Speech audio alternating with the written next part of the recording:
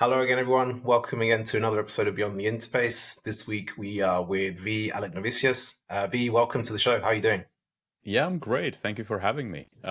Really happy to be invited on this podcast, and as well as the theme of Beyond the Interface, which very much so resonates with me, especially in the latest developments with AI and general market trends. But yeah. Yeah, we like to, go into those topics and, really kind of go beyond just the day to day, right? And like you said, that's the theme of the show. So, yeah, great to have you on, V.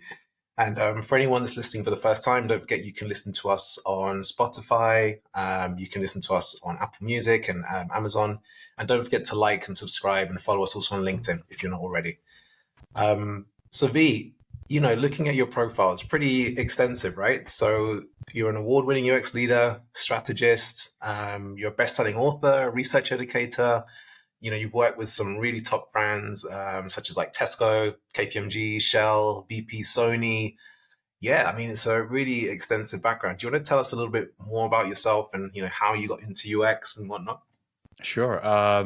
It's well, where do I start? Maybe I'm gonna reel back to the roots because might resonate to some people, but I don't think it's that special really. But um, if I take it to my, I guess, early years, I remember one key project, which was, I guess, the beginning of the journey into everything UX, and that's design development, marketing, and business, communication type of elements. But I remember in high school, I joined this course for, I guess, at that point it was just labeled as IT course.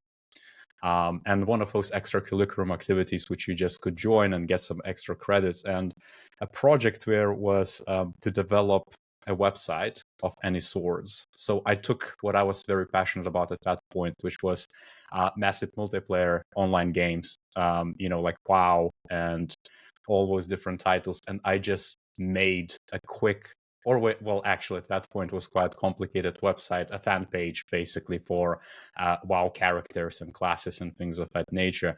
And it was kind of like a breaking point for me where I realized, or opening point for me to realize that I can actually do something. It's actually something I'm capable of. And I think it's one of those principles I'm kind of carrying it on up to this date where, if I'm uncertain about some technology or some sort of any other bit, I just start.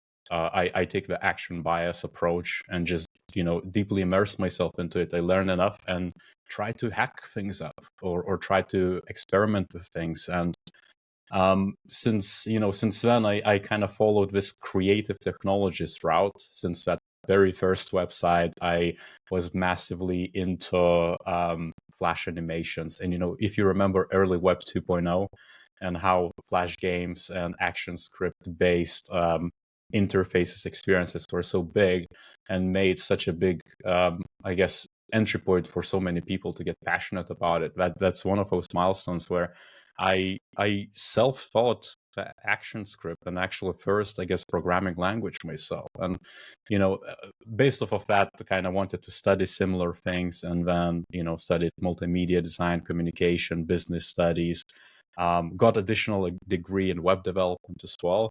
But quickly realized the development wasn't for me. At that point, I think iPhone came out and that was just a crazy development for everyone in digital.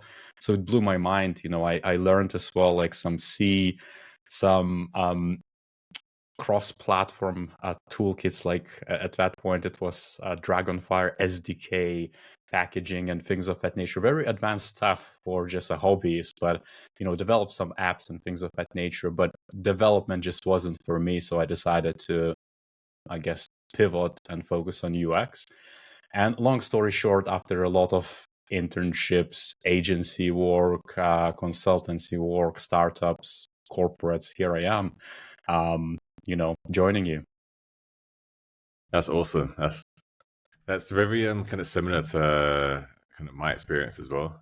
So I started off doing a kind of product design kind of degree. So it's kind of like related to kind of the field kind of that I'm in now. But when I first went into the working world, I just went into development. So I was like a front end engineer slash UX designer and doing the UI stuff and all this kind of stuff as well. And then I figured out that that wasn't for me also. So maybe, I don't know, maybe that's a rite of passage. Because I think Warren, I think you've also got like some development kind of experience as well. So I think it is kind of like a course that maybe that we take, and we just have to kind of just go through it to just realize that that's not for us. A question is that I've kind of got for you is like, were there any like key moments for you that made you realize that UX and design was like your true calling?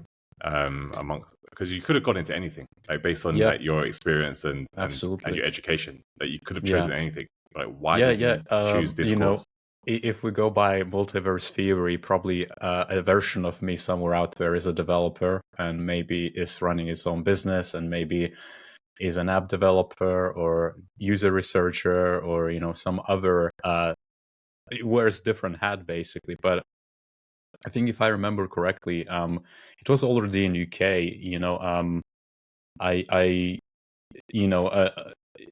I had this interesting, I guess, when I joined one of the firms in UK. I did, I guess my title was really a UI designer, or at that point it was UI UX designer. But I quickly understood that UX as a specialty, which was still budding up and still to be defined, required a bit different level of attention, of focus, of skills. And to me, it kind of like became a goal, because I already kind of held that title, but I understood that I have to level up. And that's, to do with deeper user research, information architecture, all those different things, which we right now take a lot of that for granted. But at that point, I kind of realized that there is a big gap between, myself, where I was, and that UX, which was almost like a natural transition, if that makes sense. Because if I reel back earlier to that, I joined one agency and I was basically do it all, where I was developing some, I was designing icons, illustrations, I was doing some user research, obviously quite crappy at that because it was start of my career. And I was self-learning and reading articles and, trying to build up my skills. But really, it seems to me like it was quite smooth transition. I just realized what I didn't want to do. And then I focused on something what I wanted to do, which also is an approach which I advise a lot of people to do too, to kind of try a lot of things and whilst not maybe start as a generalist immediately, or maybe you could skin it like you are generalist or not, really try out and see what works for you, what doesn't work. And what didn't work for me was to spend 8 hours a day just sitting and trying to smash these coding problems. I understood that my passion was kind of get out of that comfort zone and talk to people and then make something for them. And that's what kind of UX was it, I think, in my head. Yeah.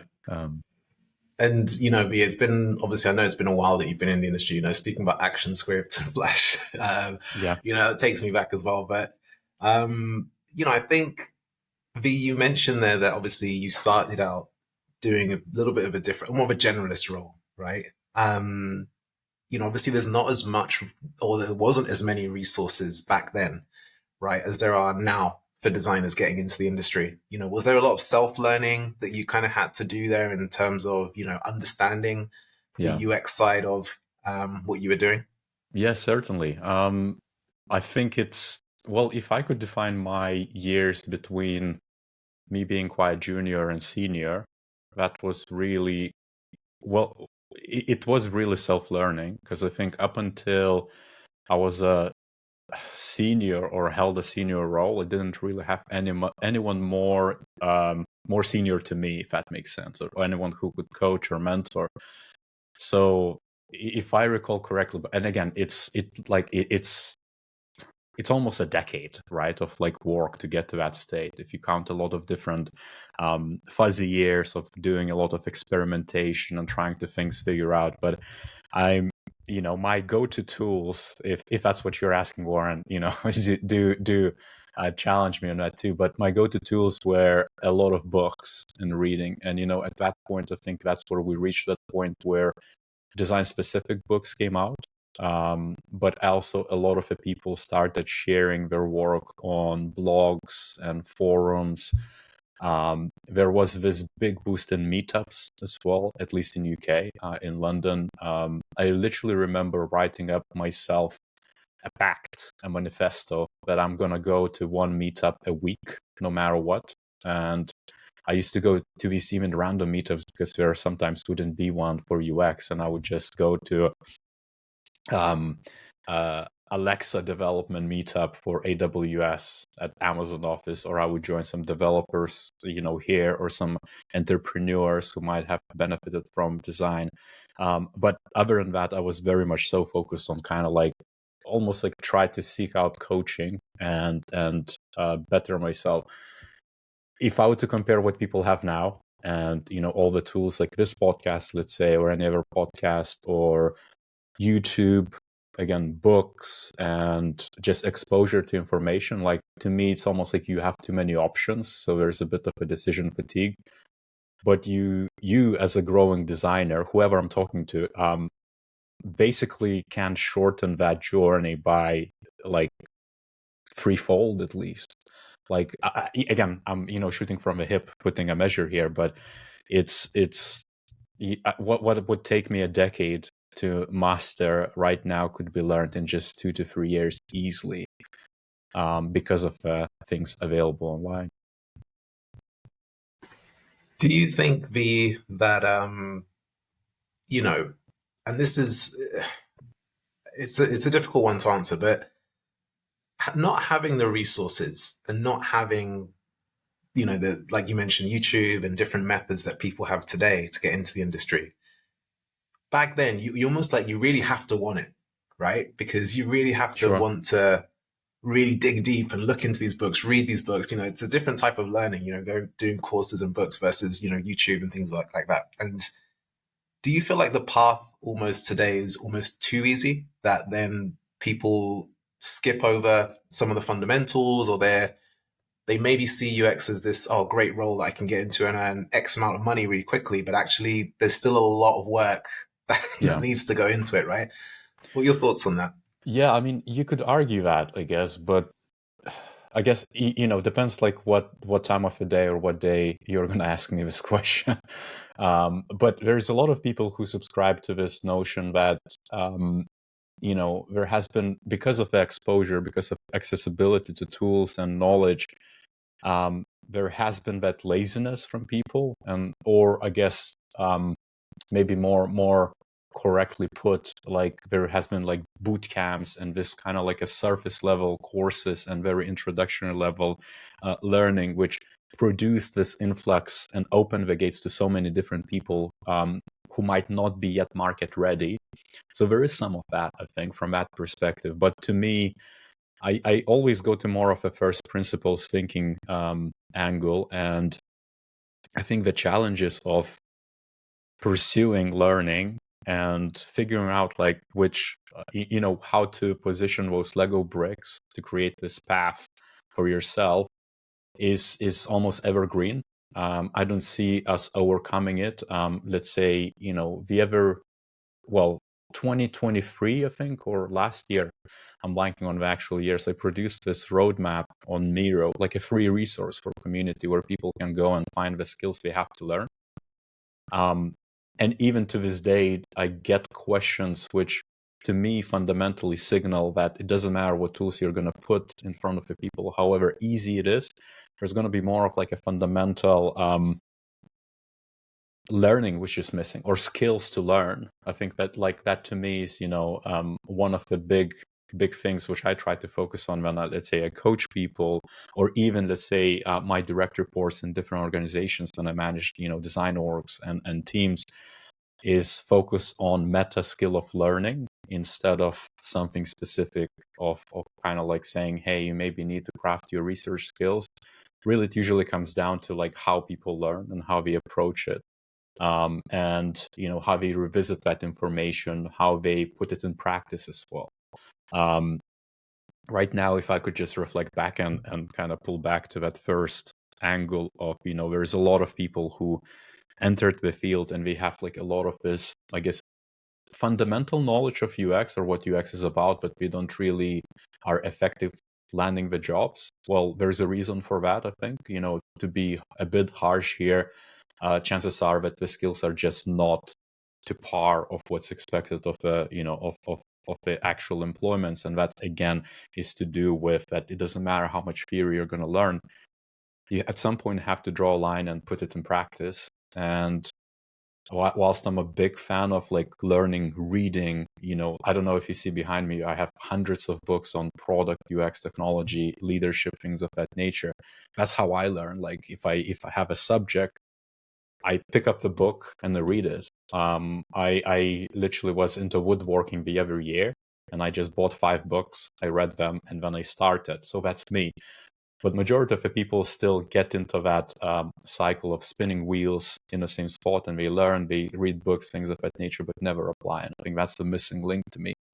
And us as design leaders, Jay, Warren, yourselves, I think you might agree that it's like that's the biggest challenge. It's kind of like how do you help someone to really draw that line and saying that, okay, I'm ready to put things into practice now, or ready to fail ultimately, for the lack of a better term. Not that failing is should be that glorified in my end. It's just learning, really.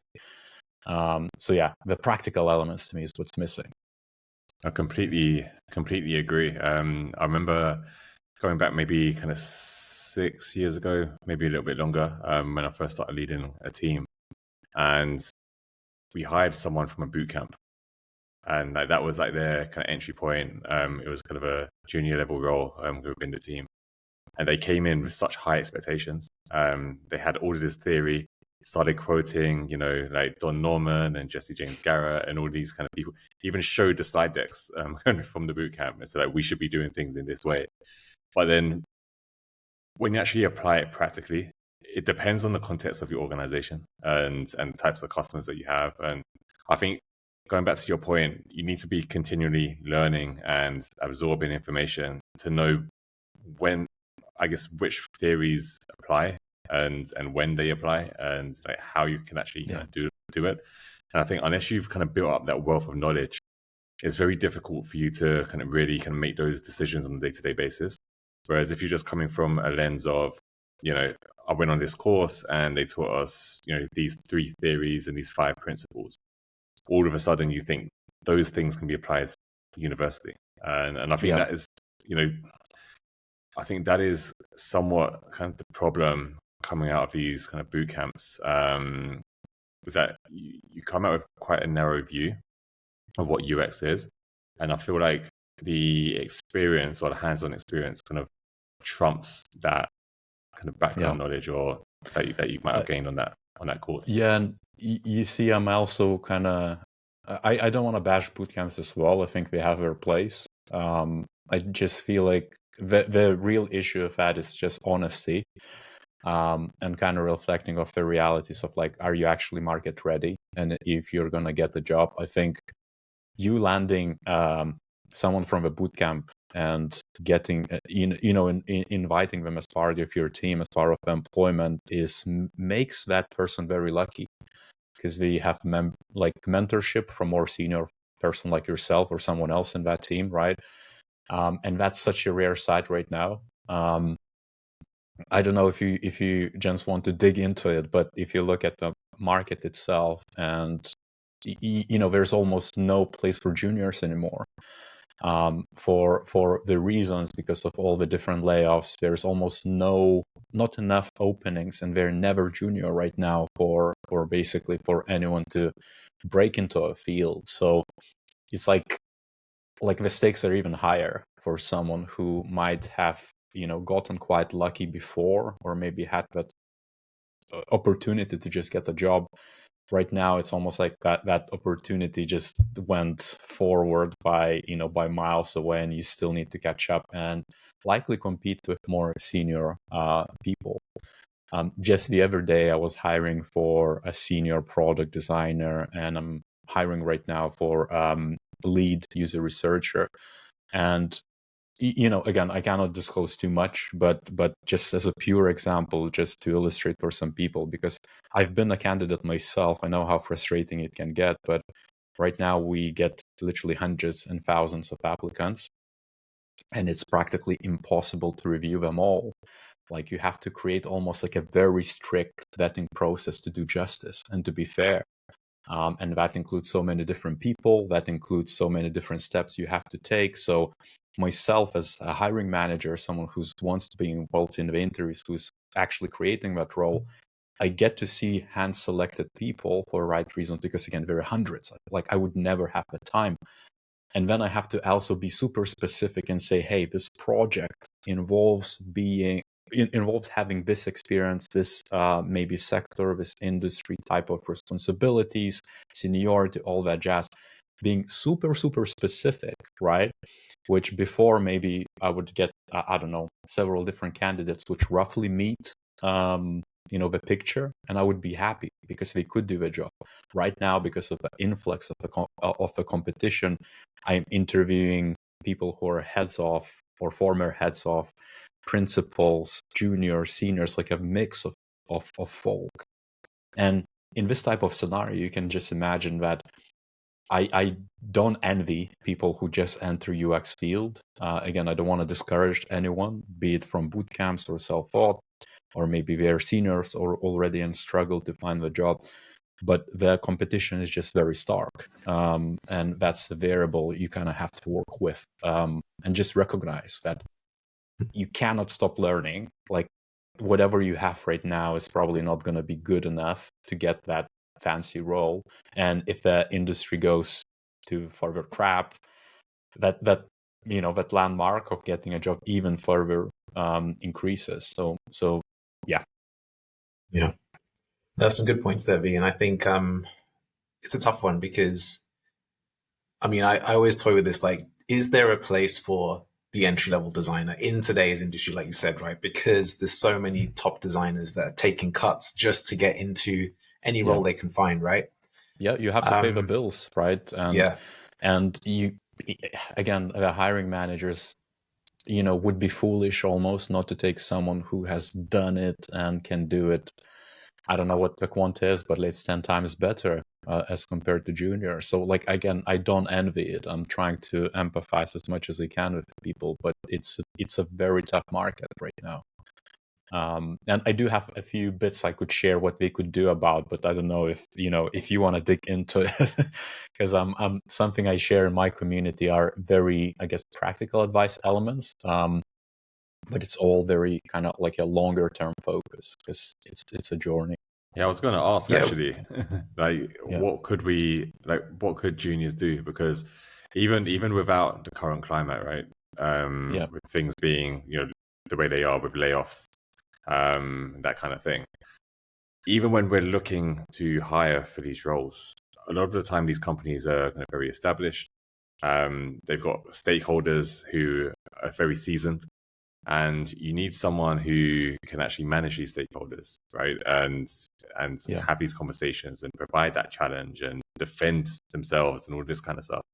And juniors will need, or entry-level designers would actually need that hand-holding and support. So if you're thinking about hiring an entry-level designer, you also have to think about, well, how much time do we as leadership have to actually provide that person to set them up for success? Otherwise, if you put them in that position, depending on the person, you're either setting them up to fail or they might figure it out themselves. But that's high risk.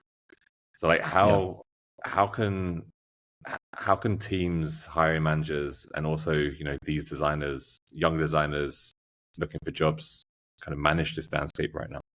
Yeah. So, I mean, I guess I have a specific advice I could give for people who are candidates or who are looking for jobs.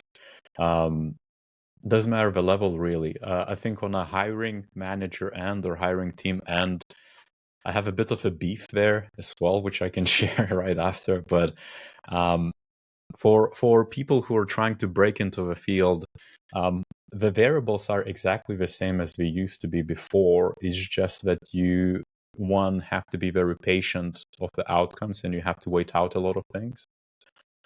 Two, you have to focus on UX projects.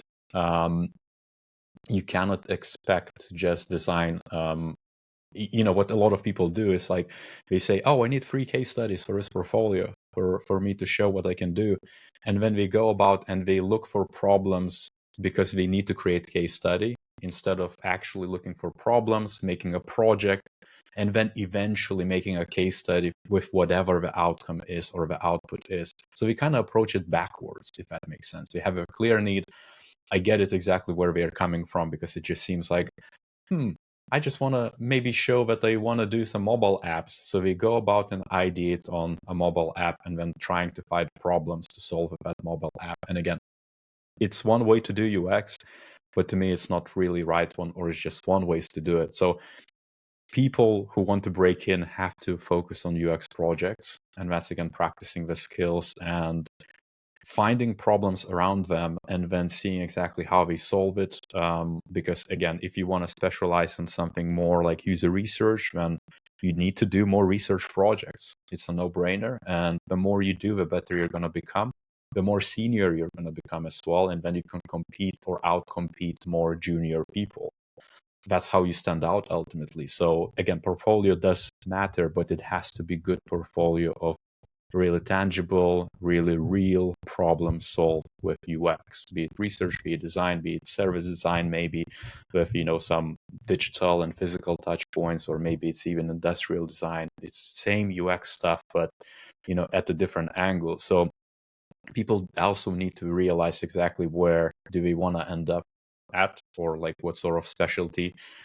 Do we want to maybe specialize more into mobile apps, or maybe work specifically for retail, or maybe robotics, or maybe something to do with, let's say, agentic AI, or any of those, spheres or industries, and then kind of try to find out like how can I make it a project instead of making a case study or making yet another app. So yeah, it's going to come down to that. And of course, learning is a massive thing where you have to immerse yourself with what's going on and what's to come.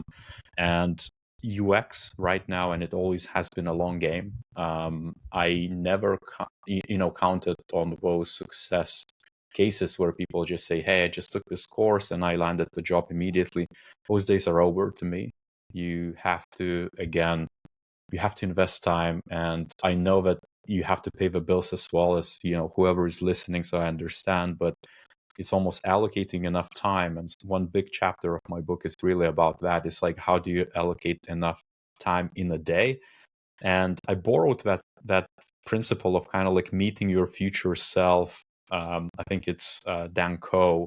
He's a UX writer or marketer, in between most lines. And he said, allocate 1 hour to meet your future self a day, even if you are busy with some sort of job and you want to transition in UX.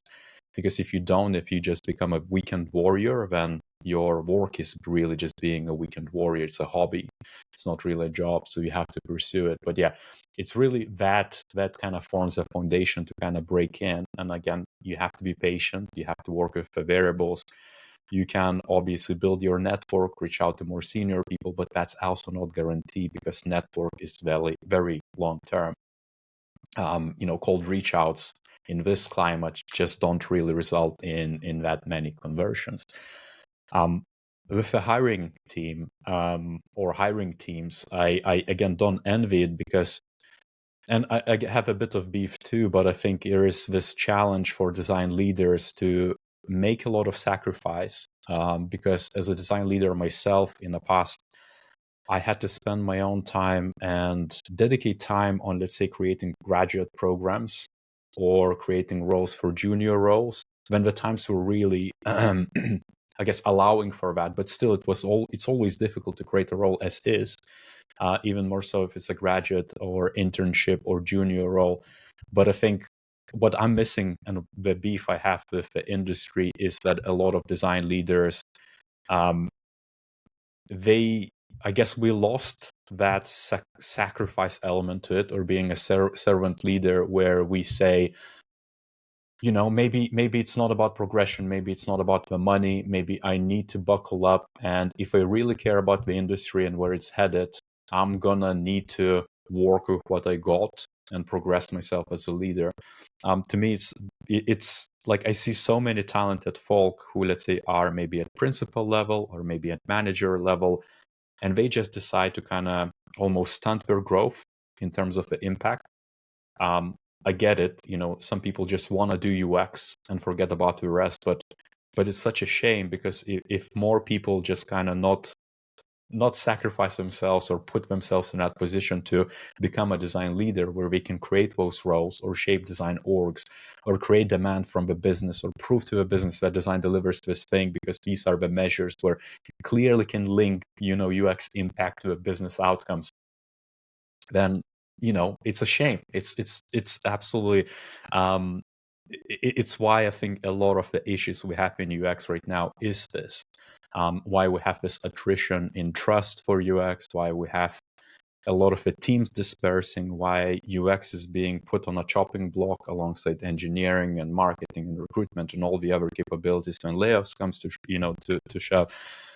So I feel like at the bottom of that is really design leaders. I feel like we need more people who are okay to be okay at eating a lot of crap to create those opportunities for other generations, if that makes sense. Mm.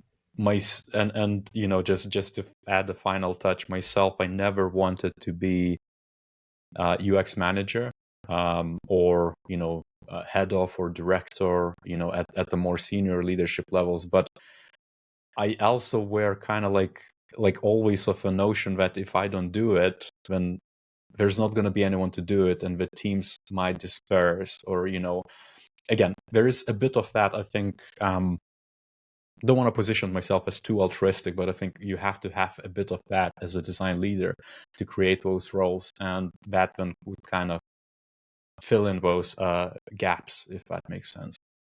So yeah, so I think I get what you're saying there, V. So you're saying that probably one of the biggest challenges we're having at the moment is that not enough design leaders are creating that path for the entry level designers to kind of come into the organization, right? Are we saying that? Because yeah, I get what you're saying, right? It's like if you don't do that, you don't create development for your existing people that you currently have, right? And I yeah, guess the way I kind of to illustrate that, I guess maybe a bit better, I see, and this is anecdotal, but I see on LinkedIn some people who, again, are super talented, have a track record of like 20 years in UX, and they chose a career of, let's say, being a consultant. And as a consultant, you never have a gravitas, or you're never augmenting UX capabilities at that hard level where you're establishing design capabilities of orgs. And I see those consultants sometimes, again, I'm not calling them out as pure example, right? Because we have so many different angles to this. It's just one angle. And sometimes I see them complaining that, hey, I don't have any more roles in UX, or hey, UX is not hiring, there are no jobs, there are no leadership opportunities, are not paying big enough bucks for me to find this job, so they are continuing. But to me, that's kind of like, this is really the issue. Like, we need to recognize that if you really want those outcomes, we have to address what the root cause is, and the root cause is really us as design leaders. Like some of us have to be okay to say, hey, my pay might be lesser, but that's okay, because I'm going to be responsible to then drive these bigger design orgs and programs and establish more or hire people more. I see it almost like it's a natural or I guess necessary sacrifice someone has to make. And it's not really UX specific either. Like any other capability in tech, is exactly the same. You can choose a route where you're going to be a complainer as a design leader. And let's say you might be, again, I'm not calling out consultants or someone else who might not be like a permanent employee, or someone who's going to be there for years to make those opportunities happen for something else. But there's so many different examples where, like you can't complain about industry going to crap if you're not trying to change it. And we have the models which simply works, which is basically a very strong design leader is going to join, an organization which might operate good or maybe bad and maybe make it great. And that's how you create roles. And I just feel like a lot of our disenfranchised leaders out there just need to get back to that core and say, damn, if I want to change the industry, I probably need to take this job and do those different things. It might not pay as much, maybe. It might not have as much agency in the work or like IC work or, hands-on capabilities. It might come with all that other variables, but this is really what worked historically speaking. Like, if you want to build teams and you want to hire people, you have to position yourself as that. I hope that comes through. Yeah, definitely. No, it definitely does be. And I think, this is a really good topic because, and also, for myself, I know Jay mentioned it earlier, right? But we did go through a path where we did hire, I think, 4 junior designers over the period of 2 to 3 years. And, it initially started out of budget cuts, right? Like, we didn't have enough budget to hire more senior folks. So I was like, okay, let's do it another way around, right? Let's just kind of get 2 for the price of 1 almost. But then with that came a lot of sacrifice in terms of getting these guys to a level that we needed. Sure. Yeah. Took a lot of mentoring and time to get them to a great level. But again, this is exactly that, Warren. I think it's like, but you knew the price you're going to pay. I think to me that's net positive because it's almost like some businesses have to operate that way, as you say, to get 2 people for a price of 1. But it opens opportunities for other people. It develops you as a leader. It makes the actual design org stronger because you have to establish the mentorship lines, toolkit, processes, things of that nature. How you support, how you even how your QA looks like in the end, or how you assure that the outputs of design are gold standard, and you have enough evidence from research and all those different factors. But I think it's like I think you have to agree that it's almost like it's net positive, especially in the hindsight. It's like it's a lot of challenge for everyone to do that, but like there is no other way. There is no magic wand or click of the fingers where I'm gonna say I'm gonna add 10 roles here, 20 roles there, if I'm not part of that org, if I'm not a design leader in that org. And I think it also applies for seniors who want to lead or maybe don't want to lead. Maybe they're pissed off in this organization because they see that, they should hire more, they need more hands. Like, it's an opportunity to also think that you can evolve to design leadership that way. Like, maybe you're an IC right now, maybe you can become a manager. You just need to prove with the right tools to the business that there's more demand, there's more need, and then create roles that way. But I feel like it's on us. It's on us, people who are experienced in the field. It's not on juniors who just coming in because they're still learning the ropes. They have no idea what's behind the scenes. Like what you described in your example is like something which people just don't think about. Like, I haven't thought about that until I had to, until I become, a design manager, basically. But yeah. Exactly.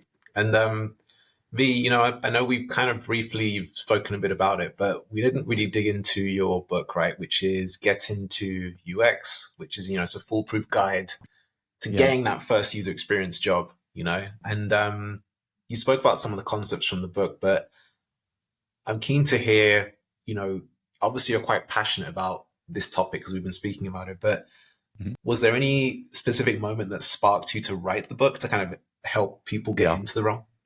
Of course. I mean, it's kind of like it's why I created the YouTube channel to begin with, or created the Discord community and a lot of other kind of channels to almost really just to nip in the bud a specific problem. And that problem was really that I kept repeating myself again and again and again, and that's through design to the advice because I would get. At that point, I was maybe less busy as well. I was coaching a lot of people.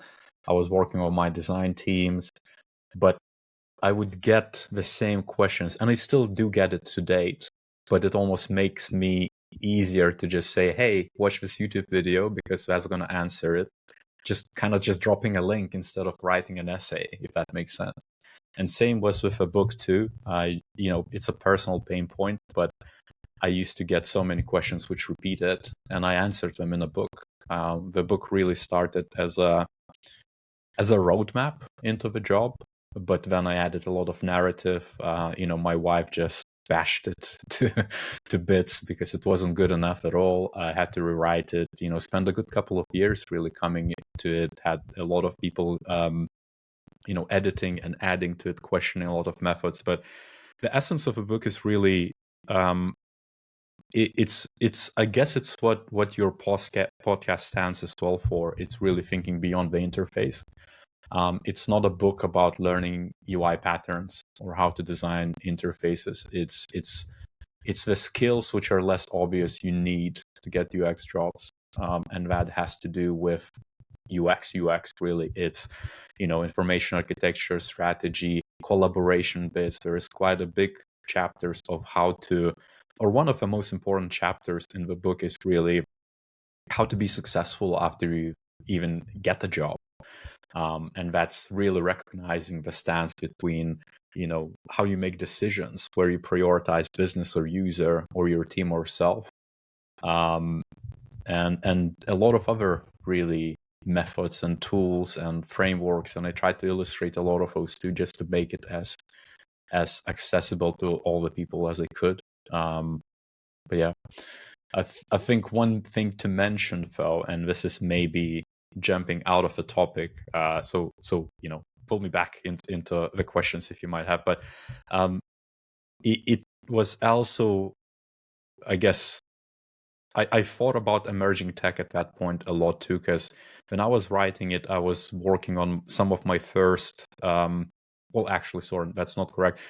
Before I wrote the book, I was working on a lot of emerging tech projects, and that was voice interfacing, my machine learning and decision support tooling, the AI powered, the early Google transistor days, before Gen AI and everything else, before the application-based AI and easy, I guess, or easy to implement models became a case. So I kind of thought, well, what would be the fundamental knowledge you would have to have, or the toolkit you would have to land the job, and that really formed the basis of the book. I think that's awesome. I think writing a book that is on that specific topic is extremely useful, because if people are eager or kind of keen to really kind of pursue a career, they will look for all of the solutions to kind of help them to sort of get an advantage, or get an edge above other kind of possible after you do have a chapter in that book. I think it's halfway through, which is called demonstrating the evidence. So after you've you've done everything you need, done the CV, built your portfolio, all that kind of stuff, is a part that's demonstrate the evidence. Do you want to just let people know how they can go about demonstrating that that they've actually kind of got the skills, and how do they do that in the whole kind of interview process, and then once they've landed the job? Yeah, well, I mean, there's a lot. Maybe also just to be quiet, Frank, I think my views might have changed slightly on it, especially in the recent years. Again, just the demand and need for that evidence is much more stricter right now. As I mentioned before, because you're competing with people who have better evidence or more senior level evidence. So it's quite hard to compete. But really, it's demonstrating the evidence is a principle which should be throughout, I guess, as you make things or as you design things, as you research things. There should always be a need for people to kind of think, is this right thing to do? And it's, I guess, first principle perspective, but also just asking the 5 whys. A lot of different questioning methods and decision models have to be involved, where you have to question yourself too, because we see things, or we think that designing an app or a certain experience is the right thing. We kind of go for it, but people tend to not really question it enough, I think, and demonstrating the evidence is part of that. And whereas if you don't do it enough, you then have to, suffer the consequences of your projects and then case studies not being reflected as well.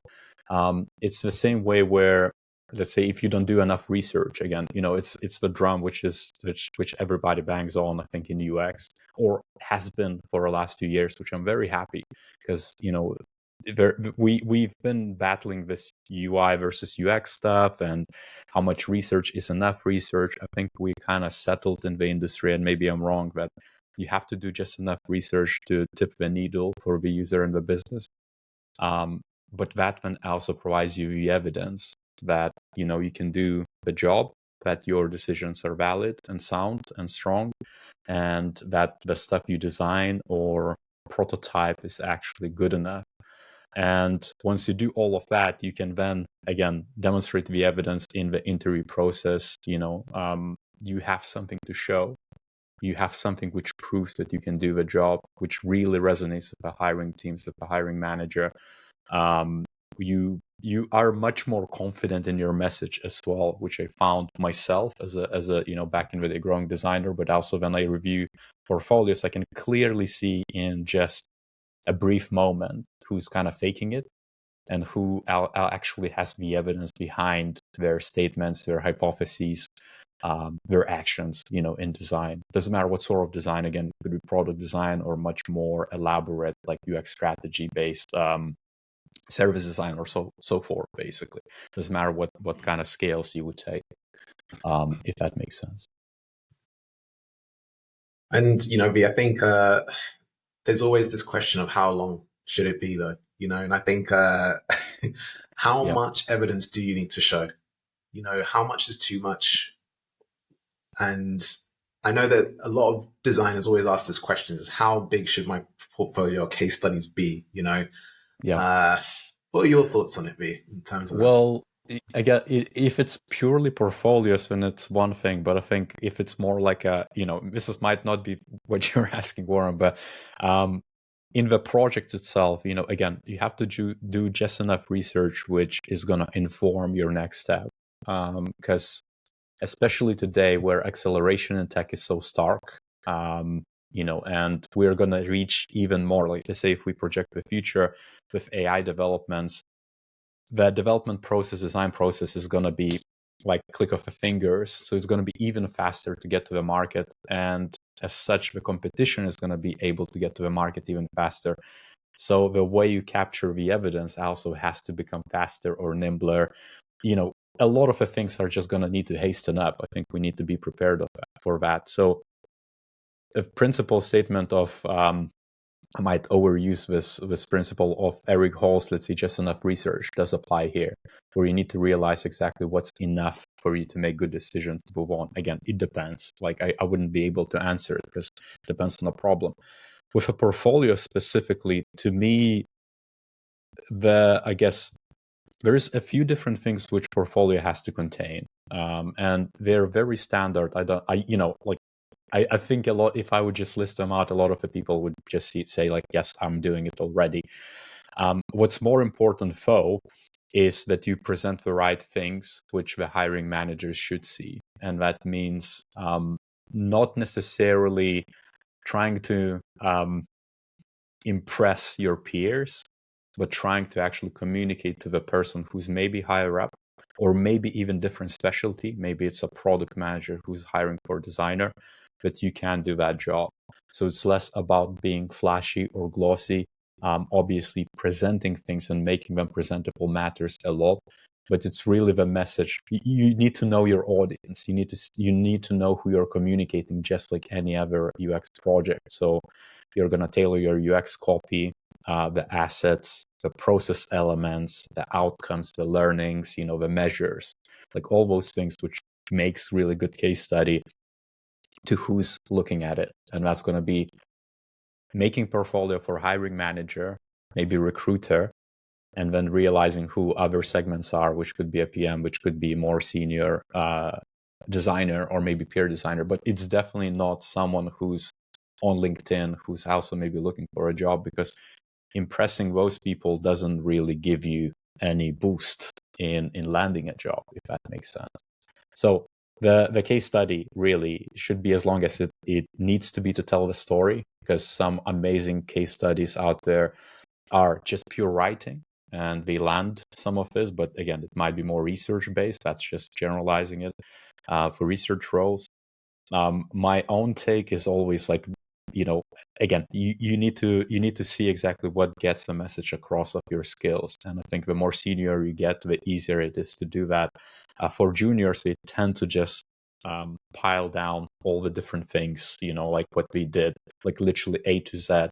And you can just see that it's very linear. So that's also not the right approach. You kind of need to also select the right bits so you don't tire the hiring managers. Again, you have maybe like, I don't want to kind of disappoint people, but I spend maybe a couple of minutes tops per portfolio, like looking at it, and I'm saying, okay, this is good enough for us to talk, and then let's figure out the rest in different technical interviews, if that makes sense. Yeah, no, that makes perfect sense. I was going to say actually that there's that old kind of saying that's been trending again recently, that hiring managers only spend like 30 seconds or 60 Yeah. seconds reviewing your portfolio or your CV. It's like, what advice would you have to help people stand out? Because you've seen the job applications, like especially on LinkedIn, hundreds, you even said it yourself, sometimes thousands of kind of applicants. It's like, how can you make sure that your portfolio or your CV stands out within the crowd? Well, it's going to be a combination of your resume has to be also on point. Like you can make it the portfolio itself. It's not just a showcase reel of the things, because it's not, we're creative, right? Like at the heart, but it's not really like a filmographer's portfolio or illustrator's portfolio. If we talk about UX purely, you cannot kind of just spend the weekend to make it prettier and get a client to commit to it. Like, it has to really show the right projects and the right depth to it, right? So it works in a combination between the resume, the portfolio, and maybe your peripheral things like LinkedIn and maybe other social presence. For example, personal brand could fit into that category to an extent, obviously. But I think your portfolio can stand out, again, if I would to reel back to my initial statement of focusing on UX projects, and also reflecting and maybe spending a good day or two and just saying, what sort of designer do you want to become and what sort of job do you want to land? The more specific you can be, the more likely you can get the job. And personally, right now, I would be looking at industries which, I guess, again, maybe it's a bit counterintuitive, but I would be looking at industries which were most affected by layoffs, which is retail. I'm not even counting big tech, because Zuckerberg just announced that he's going to be cutting 5% of the low performers in the company. That to me is going to be just pattern we can anticipate in big tech from now on. It's they're always going to be cutting as AI picks up the speed. But the more specific you can be as a candidate, that you want this industry, this type of job, maybe focusing on this type of UX or depth or things of that nature, the more tailored your portfolio is going to become, especially in the beginning. Like yourselves, like Jay or Warren, right? If you would need to find a job tomorrow, I'm sure you would have 20 different case studies you could pick from, right? And show the most relevant ones for that specific job. And that's really the recipe how you can stand out from the crowd. If you have very specific, very relevant examples of the work for that specific industry, hiring managers' problems, the need for the projects, and like the role descriptions too. So yeah, I mean, you have to dig into as well. You have to reflect what's right to do in the beginning and then make a decision that way. Yeah. And the question I want to ask next is personal brand, right? How much does that have an impact? Because, all the stuff you mentioned could all be there. Great content, great way that they're kind of communicating everything. But if the personal branding doesn't come across, as in, does the website look good? Because, a lot of people say that another case study on your portfolio is the actual portfolio website itself, right? Like the way that it's laid out, the look and feel, all Yeah, of I that don't know also has a about massive that. impact, right? I It's an yeah, opinion, right? no, no, I feel like you are right from again, it depends. Like certain roles value polish and gloss, and certain roles are more UI than UX and research and strategy. So you also again need to look at the job description and maybe look into the culture of designers, maybe look at what they call themselves as well in the company. It's very easy to do if you go on LinkedIn and say Acme Digital, and we have two designers, let's say, or no designers. You can also, it's a signal you can put in your mind, and we call themselves product designers or UI UX designers. You can kind of gauge that it's generalist area. They might value both UI and UX skills. You have to be presentable enough, things of that nature, or even find their portfolios and see what they look like. But I guess at the purely principle level, even let's say my portfolio, if you would see it right now, it has the case studies are how I manage teams, how I built my teams, how I scaled them, how diverse we are, the impact on business, the outcomes on business. It's not UX. It's a case studies of some projects, obviously, but it's a capability thing, and it's super dry. But I know that it still has to be presentable enough. So it doesn't matter how senior you are, it still has to be consumed like, okay, this is a designer portfolio or this is a researcher portfolio. It's not that hard to make it presentable. You might have a website, you might have a PDF, maybe use something like Canva. You can take a template which looks good enough and use that. So to me, it's like such a low hanging fruit, such an easy thing to do, where it's like, and you can even, if you don't feel like your visual skills are to par, you can hire someone, pay that, a couple of $100 and get some sort of virtuoso from UI skills to design a template for your portfolio. But it has to be presentable ultimately, just generally, like, hands down, the portfolio should be, it cannot be quote unquote dirty or just a slop basically of different things. Doesn't matter how senior you are or how UI focused you are or things of that nature. It's pure design psychology to me of the things. We do evaluate the things with our eyes mostly, and as such, the first impressions do count.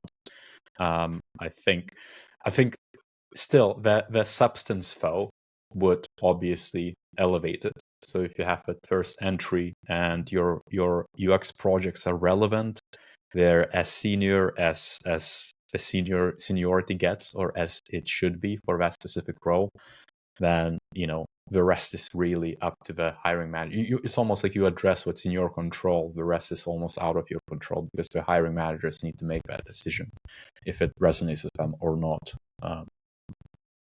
I find this topic extremely interesting, because I used to think that your online portfolio spoke volumes about kind of who you are as a designer. But then I realized that actually you may not have designed the portfolio website, that kind of thing. So Yeah. you can't solely base that portfolio website as the foundation of like what this person is as a designer, or kind of what they can actually produce. But I think what you can take from it is you get a glimpse into like the person's taste, right? So for them to be able to like present that as their portfolio online, even if they didn't build it themselves, they would have had to sign off on it or approve it or whatever. So Sure. therefore, Yeah. if it's, for want of a better word, a bit shitty, then maybe that says something about their taste. If it's a bit pizzazz, then maybe that says something about their taste. I think, yeah, I think I'm with you in a way, but to me it's more like a judgment or decision making. Because if portfolio looks good, or is inviting to browse, or has some other engagement methods, to me it's just a signal that a person understands that it's important, or they focused on it for maybe a few brief minutes that they knew. When you see a portfolio which is just, let's say, sometimes I view like some people just send a Figma file and it's just mockups, and I'm like, okay, well, sorry, but I cannot do the job for you. Some people send a portfolio which is a PDF or maybe slides, and sometimes it's great, sometimes it's not great, but it also is a signal. Basically, it's almost like it positions your work certain light, so right now in this climate with that competition, as I mentioned before, you almost can't afford. You have to maximize it. You have to maximize your choices.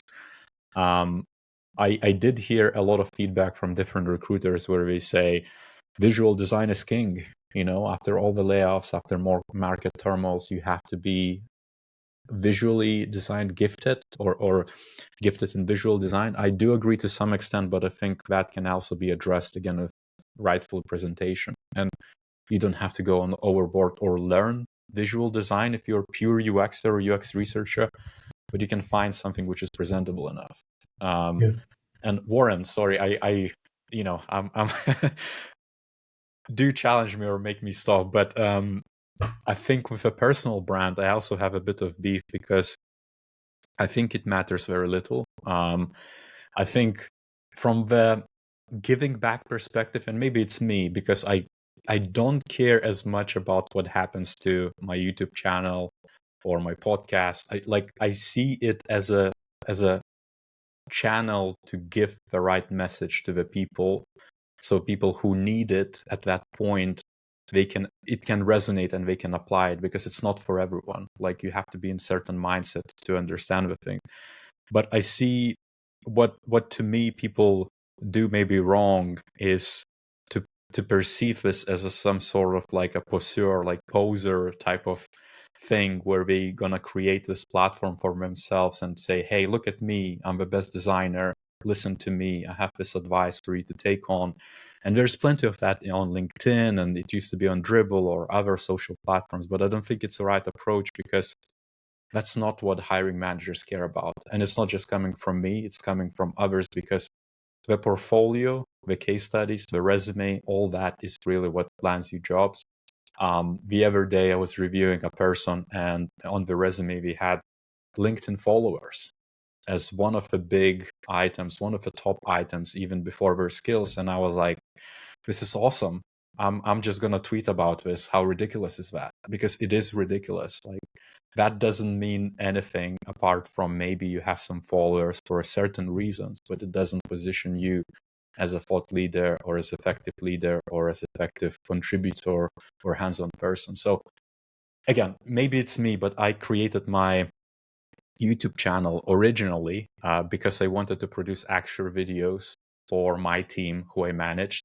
And Axure was a hard tool to get a hold of.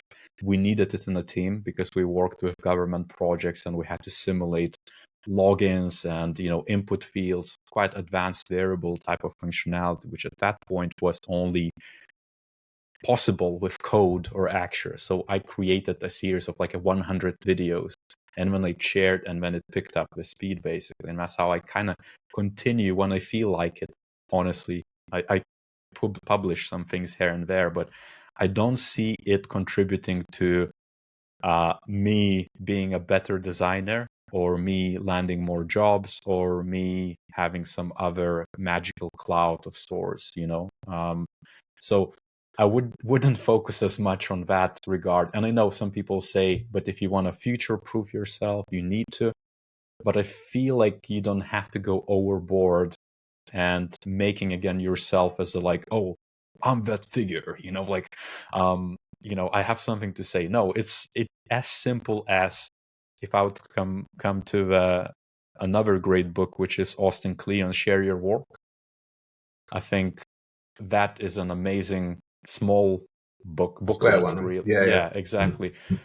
It's a principle where you can create a personal brand by not indulging too much on your ego, by just simply sharing your thoughts, sharing your work, and not taking yourself too seriously.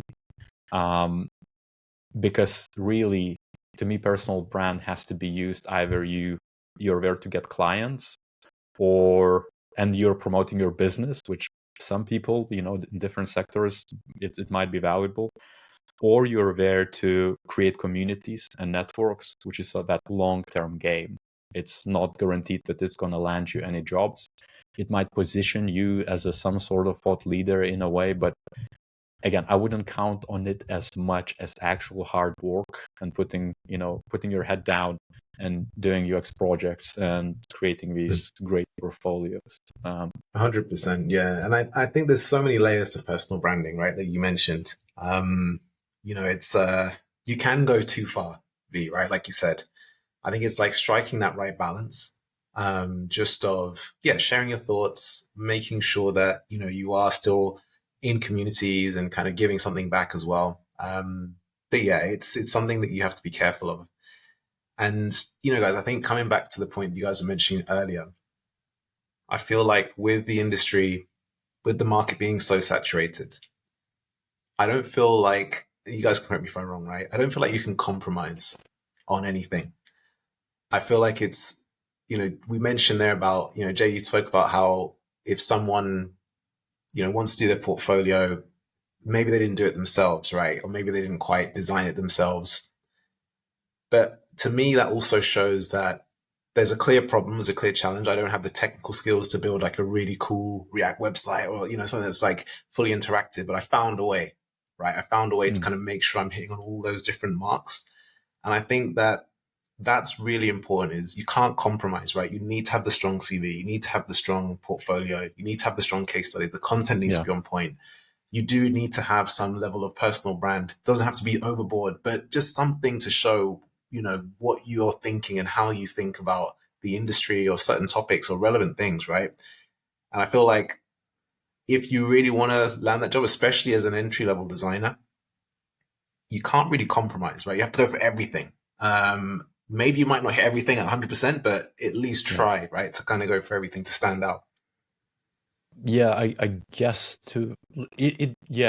I think it is. It just I'm sure that some people who might listen to this episode there might be like, oh shit, like I don't know everything, But I do agree with you. I feel like, one thing which I advise people to do is really obviously cover their bases and pay their bills, or find somehow to pay their bills, and then think of this UX role, if you immediately cannot get it, as a transition. Ultimately, I think you kind of need to think that to get that all, or get enough skills, you're going to need to spend, the 3 years of experience for junior. I think right now it's probably a bit more, but again, I think you can shorten those years with the right methods and right focus and putting things in practice, so that all can come. Like, you just need to, again, meet your future self for an hour or two a day, and you can get there. It's just that you need to be patient, that it's going to come at some point, as long as you really want it as well. It's going to come down to how bad do you want it. Because one thing which I don't know if you gents want to discuss, but I think the future of UX is one of those things which I'm like, I've been looking into it for the last maybe 5 years or so. I think then first AI or generative AI, I guess, picked up, and the technology stacks came in as well, and it wasn't as widely used from like Google. I kind of immediately saw that the potential of the technology, but also what's going to happen to our roles as well as we go through it. You kind of have to be ready too, because we kind of need to be honest with ourselves, especially as seniors.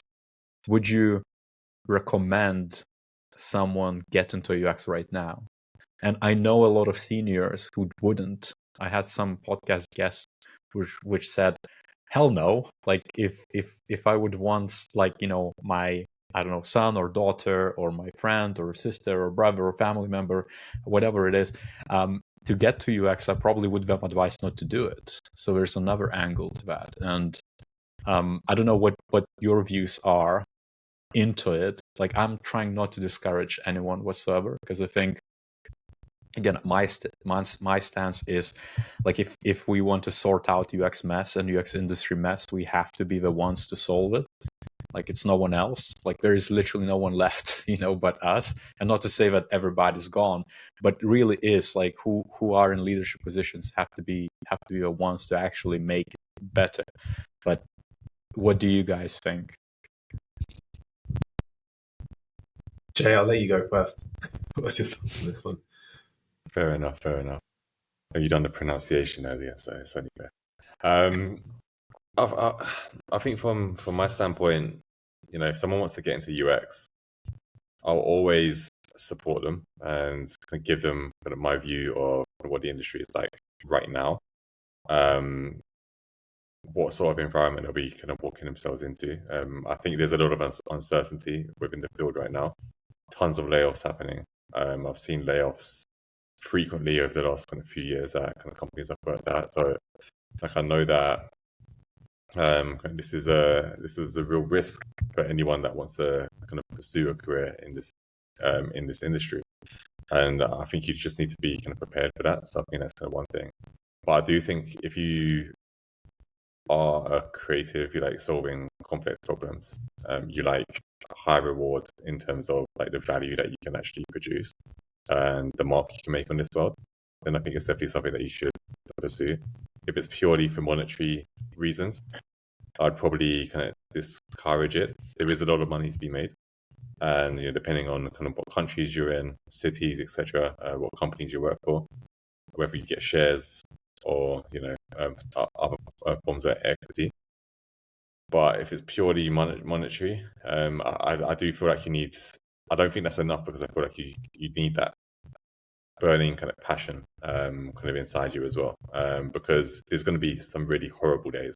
There's going to be a lot of days where you don't win your arguments. You don't.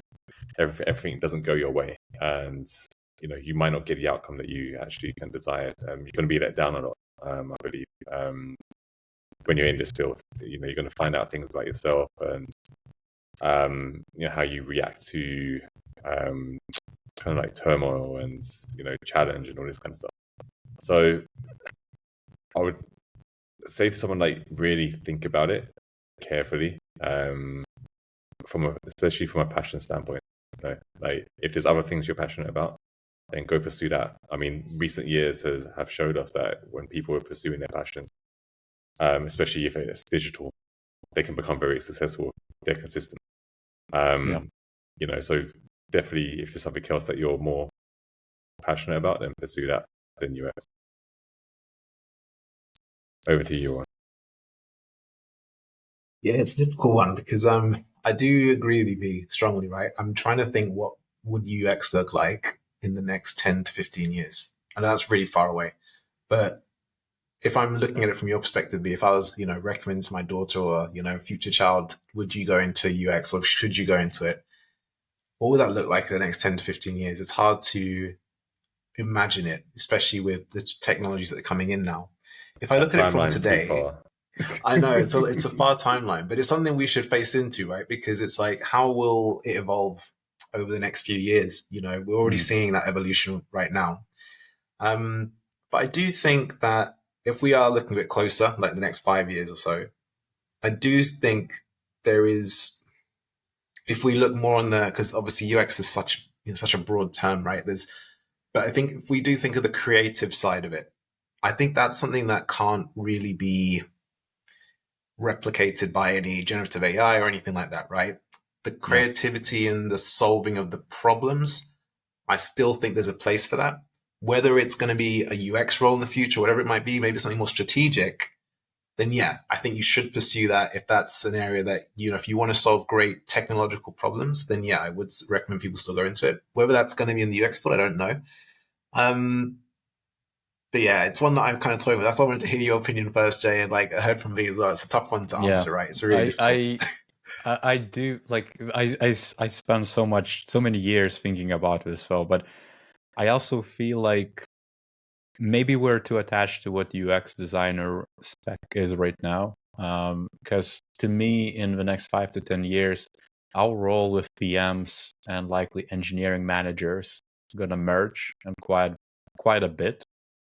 I think we're probably going to need 1/5 the workforce, given that AI tools are going to pick up and also automate a lot of the things we do right now. Like if you can imagine AI agent for UI design, AI agent for design systems, AI agent for research quant, research qual, then AI agent for accessibility, like almost like modules, which might be responsible as sole agents doing that work, but also being part of this bigger swarm. You really just need someone at the helm who's going to manage it all. And that's how I view it from my perspective. I feel like people who are going to be still in the field going to need to learn quite a lot of like how to do product management, again, stakeholder relationships, soft skills, business acumen, things of that nature. But the very IC responsibilities, like quote unquote grunt work, not to demean it, it's super important. But I think that is going to be first to be automated. And then someone who's naturally going to need to step up and maybe learn enough about engineering, learn about business again, about product management and UX is going to be that new quote unquote UX designer. In my community, I think I called it human experience manager or something along those lines, but I just didn't have a better term. But I think that to me is in the next 10 years maybe is the reality. Again, I'm basing it on the signals, right? So if you look at what Zuck, at Meta was just saying on one of the podcasts, he said in 2025, all their mid-level engineers are going to be replaced by AI. So the junior level is already gone by me. It means it's already gone. The mid-level is coming next, and that's purely engineering. If design, UX, research, everything design, user-centered design would be seen as much of a cost to the business, we would be on a chopping block too, I think. And we will be at some point. At some point, we're just going to need to automate our bit. So I don't know. I see it that the need for us as a specialty is going to reduce, but that's also years away. I think by then we're going to need to find what else. What else do we do? Is this for us? Do we need to specialize in other places?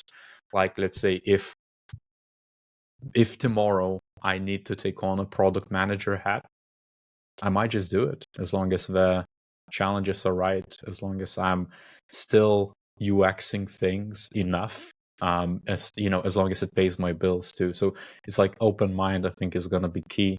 And earlier today, I saw this tweet from Naval Ravikant, one of the big VCs in US, in West Coast, like one of the prominent figures. And the tweet was, AI is eating UI.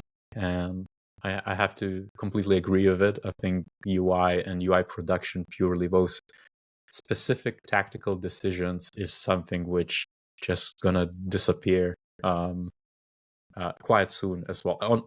It's also to on par with your beyond the interface thing, because we just gonna get tools which are gonna do that work for us.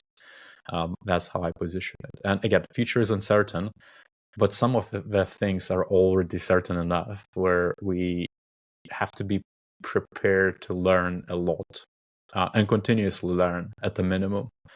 I think the worst thing to do now is really just ignore it or learn Figma auto layout or spend mastering it or spend years looking at Figma fancy features, when in reality you kind of need to think bigger and zoom out and learn those bigger skills, because it's going to change. It's inevitable. But that's my stance, really. No, I completely agree. In terms of like future state, I don't think we're going to be completely replaced, but I do think there's going to be fewer roles. AI will definitely automate a lot of kind of what we do today, and we'll need people in place to be able to kind of take it to the next level. I do kind of disagree that we are kind of that far off from that happening.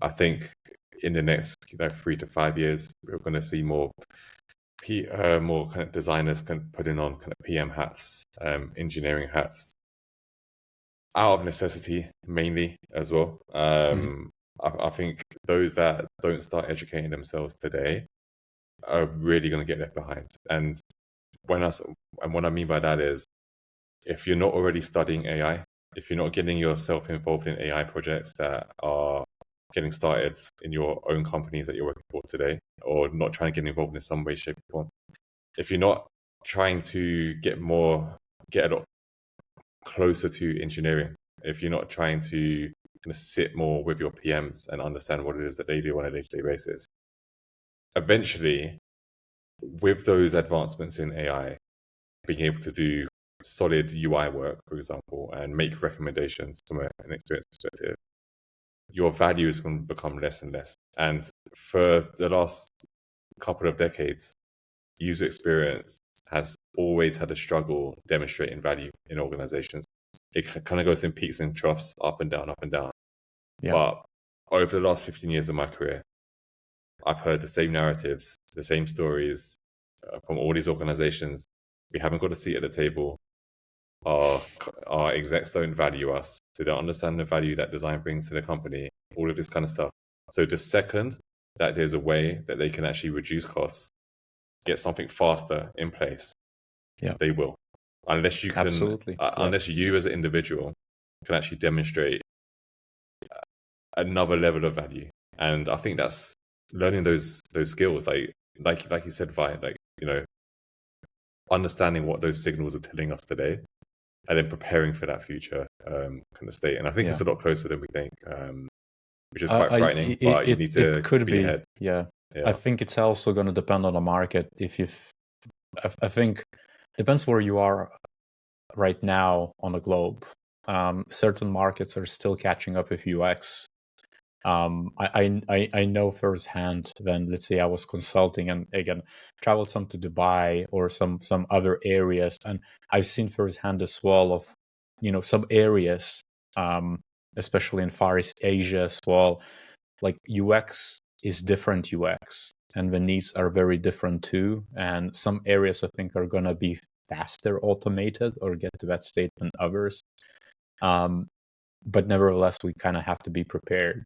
I think what happens in the States usually what dictates what happens in EU and EMEA in general. I think you must agree with that. One thing which I think I would add to is it just exposure to the signals. That to me is very key. Like if I would be, well, if I'm a designer right now who's growing, maybe trying to break in, I would look further ahead than just immediate need of design skills. I would look into quantum computing. I would look into even beyond, let's say, agentic AI, which to a lot of the people is going to be foreign. Like we have never heard. I can guarantee there's more people who haven't heard about it than heard about it, which is fine. But you kind of almost need to step yet another step ahead, which is robotic AI. And that's really the hardware interfacing of, you know, AI, humans, and machines. That has been one of those things which I saw in one of the NVIDIA CEO, I think, what's his name, Jensen Huang, I think, or along those lines. I might get the name wrong. He was basically just made a slide, and to me it's like, yes, this is exactly what's going to happen, you know. And I know for sure that designers aren't looking at adjacent fields or these things like, why would we care about graphics cards producer like NVIDIA slides or their plans? And you have to, because it shows where industry is going to be heading. And, you know, we already are creating AI agents to take on these menial, quote unquote, menial tasks or grunt work or specific tactics. And we're gonna already controlling the, you know, OS interfaces and things of that nature, kind of acting as a very dumb assistance for any person. It's just gonna get better and better. But again, the next step is gonna be robotic AI, which is gonna be how do you interface in real life. So I think there's also such a massive opportunity of UX, because designing those experiences of, you know, inanimate party like humanoid droid or something along those lines, which has to assist people in different settings and make it secure and trustable. I mean, it's an amazing challenge, and that's what I would be if I would be creating a case study right now. I would be like, I know a lot of people might take it for granted and just go with it and create like hundreds of case studies. But if I would be it, I would look really like, what could I do? What sort of project could I make with that information? And then try to see how to create some sort of experience outlines, a challenge, a hypothesis, prototype, maybe outline at least a storyboard of what the future could look like, basically kind of thinking ahead. But yeah, I don't have the answers. I just feel like we need to look at signals. And with recent political developments of Trump, let's say, just the other day, he issued so many executive orders within the states, obviously, but the rest of the world is definitely going to follow. I can guarantee that. It might take us a year or two, but his stance on crypto, like green lighting it fully, red lighting the things like CBDCs and digital currencies for the different governments, and also and I think just generally accelerating emerging tech and AI, with this project Stargate.